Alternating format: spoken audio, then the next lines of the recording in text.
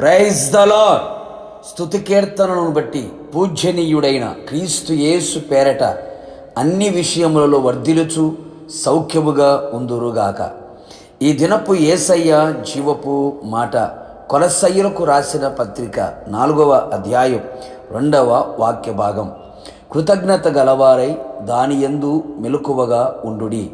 అనుదినము యేసయ్య చేసిన ఉపకారములను మేలులన్నింటినీ తలంచుచు తలపోయుచు కృతజ్ఞతాస్తుతులతో ఆయనను గణపరుచుచు కొనియాడుచు మహిమపరుచుచున్న నా దేవుని సంబంధులారా, ఆత్మీయులకు మెలకువగల జీవితం చాలా అవసరం.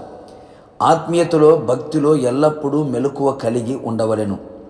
మందులు కాక సోమరులుగా ఉండక నిద్రమత్తులుగా కనబడక ఆత్మీయతలో చురుకుదనం మెలకువ కలిగి ఉందము.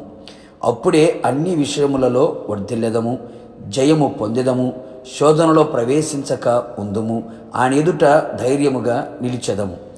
ఆత్మీయ జీవితం ఆత్మీయుని యొక్క ప్రాముఖ్యమైన ఆత్మీయతలో ఒకటి కృతజ్ఞత. అవును ప్రియులారా, కృతజ్ఞత గలవారై మెలకువ కలిగి ఉండవలెను అని లేఖనము ఘోషిస్తున్న నగ్న సత్యం.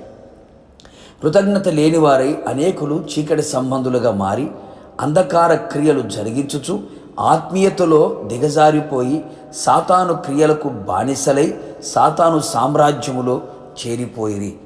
మనము అట్టి వారిగా ఉండకూడదు. ప్రతి విషయములో యేసయ్యకు కృతజ్ఞత గలవారమై ఎల్లవేళలా కృతజ్ఞతాస్తుతులు చెల్లించదము. కృతజ్ఞతాస్తుతులు చెల్లించుటలో విస్తరించదము. కృతజ్ఞత బుద్ధి, కృతజ్ఞత హృదయం, కృతజ్ఞత గల మనస్సు గలవారమై అనుక్షణం ప్రతిక్షణం క్షణక్షణం ఆయనకు కృతజ్ఞతాస్తుతులు అర్పించదము. కృతజ్ఞత పూర్వకముగా మన విన్నపములను ఆయనకు తెలియజేసి ఆయన దగ్గర నుండి ప్రతి విషయములో గొప్ప జవాబును పొందెదము. పూర్ణ హృదయముతో యథార్థ హృదయముతో జనుల మధ్య ఒంటరిగా సంఘములో ఆయనకు కృతజ్ఞతాస్తుతులు చెల్లించుచు ఆయనను గణపరచెదము. ప్రతి విషయమందు కృతజ్ఞతాస్తుతులు చెల్లించుట అది దేవుని చిత్తము గనుక దేవుని చిత్తము చేయువాడు జరిగించువాడు నిరంతరము నిలుచును, దేవుని రాజ్యములో ప్రవేశించును.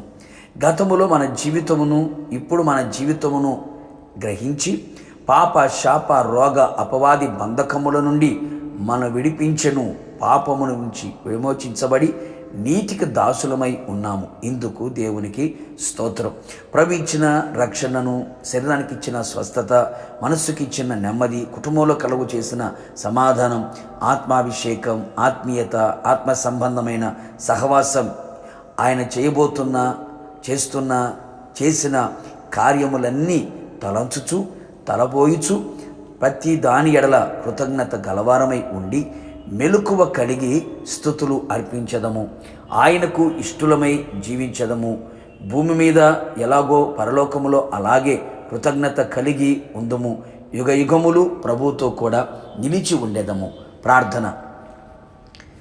అత్యున్నత సింహాసనమందు ఆసీనుడైన మా ప్రియ పరలోకపు తండ్రి, నీ పరిశుద్ధమైన పాదములకి స్తుతి స్తోత్రములు చెల్లించుచు ఉన్నాం. నీ అపారమైన కృపను బట్టి, ఉచితమైన మీ ప్రేమను బట్టి మరొక్క మారు మీ సన్నిధిలో సజీవులుగా మమ్మల్ని నిలబెట్టినందుకు మిమ్మల్ని స్తుతిస్తూ ఉన్నాం.